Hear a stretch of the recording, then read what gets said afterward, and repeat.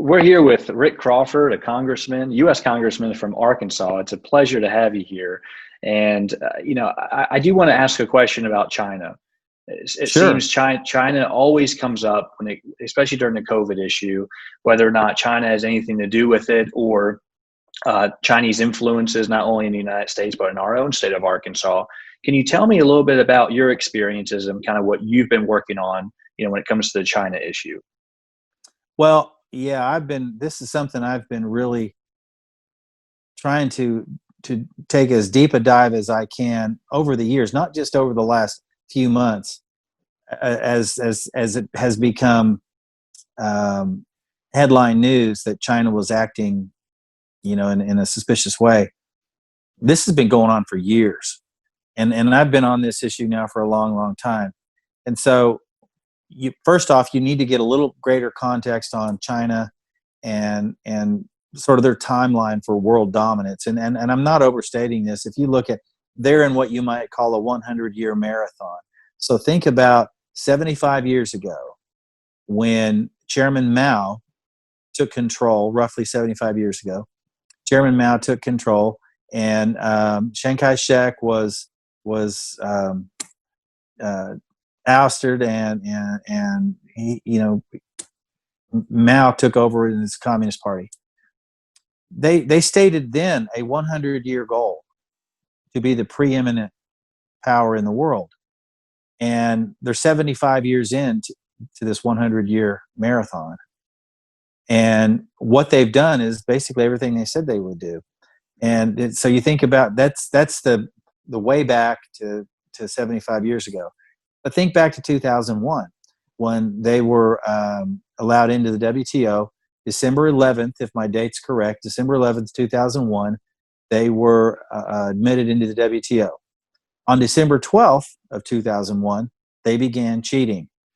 They've never played by the rules. The WTO never held them to their account for their chronic rule breaking. They manipulate their currency. They are not honest brokers on any score. In China, they are a very repressive regime. They have re-education camps. They have, where they basically concentration camps for religious and ethnic minorities. They punish political dissenters. They suppress free speech. They control the media.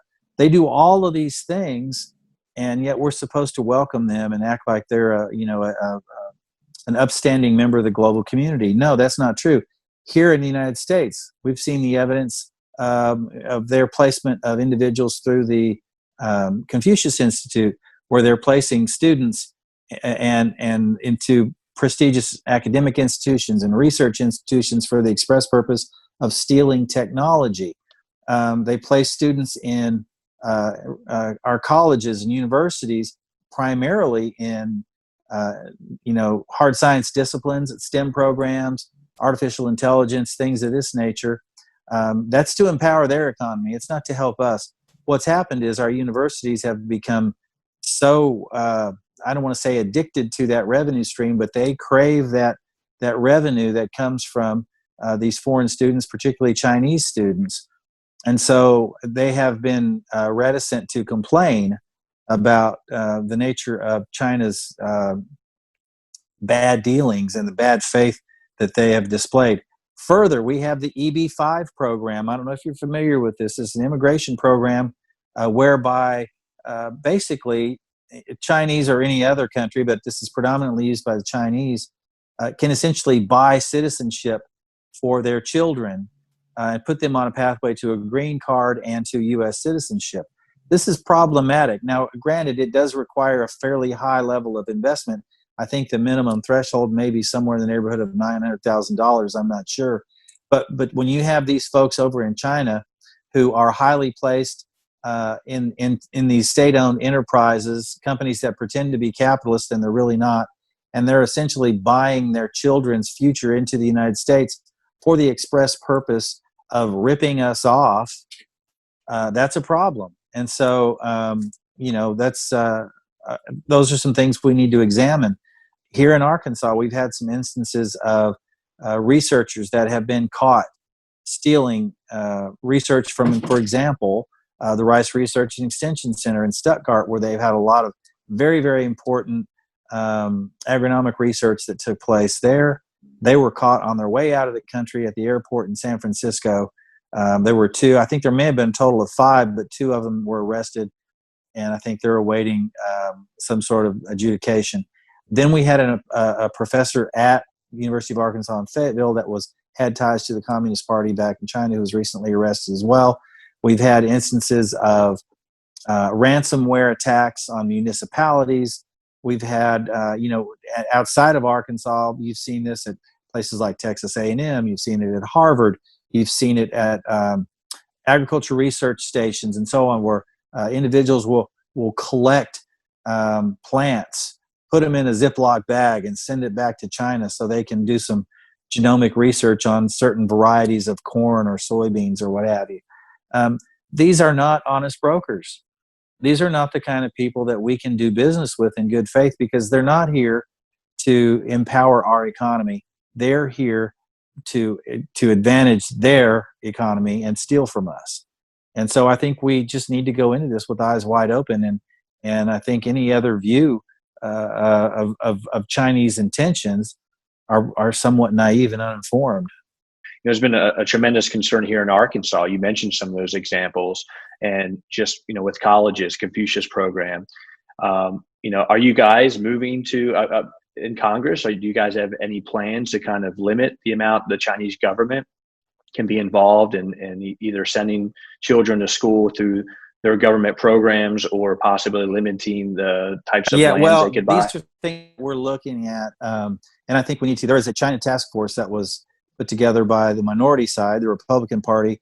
The Democrats didn't want to participate in that, so we're kind of on our own, which is fine. And they're looking at pretty much all of the above. I personally am looking really aggressively into agriculture. We know that the Chinese are trying to essentially acquire an ownership stake, a majority stake in U.S. agriculture inputs, to acquire companies that would give them collectively more than 50% control of U.S. agriculture inputs. We're seeing a problem, for example, with Smithfield, which is a Chinese-owned company on the protein processing side. We have close to 50% of our protein processing capacity is foreign-owned. Smithfield is Chinese-owned. It's a big player. JBS is a Brazilian-owned company. Why that matters is because Brazil and China are part of the BRIC coalition. Brazil, Russia, India, China. Those are the BRIC nations. And so there's a lot of activity in Brazil with China there in a variety of capacities. If for some reason the Brazilians were beholden to the Chinese financially or otherwise, it is easily conceivable that they could acquire JBS, which would then give them more than 50% of our protein sector processing capacity. That's a problem for us, and we need to be thinking about that. So, through the CFIUS review, we try to limit foreign investment in the United States. And I think we need to take a harder look at the CFIUS rules for countries like China. And I think there may even need to be maybe possibly even some divestment requirements for companies like Smithfield. I know it's, we don't necessarily like to think about that as Republicans, picking winners and losers and things like that. But I have some real concerns, and this coronavirus pandemic has really exposed some gaps, weaknesses, and vulnerabilities that we need to examine closely and figure out, are we going to allow this kind of thing to continue? Because food security is national security, and this pandemic has really brought that into much sharper focus. And I think now the American people are more responsive to that message than they ever have been, that it's in our interest to make sure that we are able and capable of producing for ourselves under any circumstances, and we don't have to be reliant on foreign sources. Well, we're a long way from that being the case in agriculture, but it's certainly not the case on, say, for example, pharmaceuticals or the personal protective equipment that we were relying on China to produce. We need to repatriate those industries as quickly as we can. And we need to think about how we start to bring our U.S. industries back into, at the very least, our hemisphere, but even better, into our country. And so I would a lot rather do business, for example, with countries like Guatemala and Honduras than I would China, for a variety of reasons. And then it's also important that we provide some pushback to the economic bullying that's taking place in countries like El Salvador, Honduras, Guatemala, Costa Rica, Panama, Bolivia, Brazil, Paraguay, Uruguay, Chile, Peru, all those countries that China is aggressively engaged in our hemisphere. And we are not, in my opinion, adequately providing alternatives to Chinese economic bullying, or what they might like to call investment opportunities. That's fascinating. Well, Congressman, thank you so much again for joining us on the program. We sure appreciate it. Again, we're with Rick Crawford, U.S. Congressman in Arkansas. And keep up the great work. I'd love to have you back on to talk about some of the issues you guys are working with, and how we can help as Arkansans, because when Arkansans know what you're doing, it's a positive message for all of us. So you bet. Thank you very, very much. Sure appreciate you. Look forward to the next one. Thanks.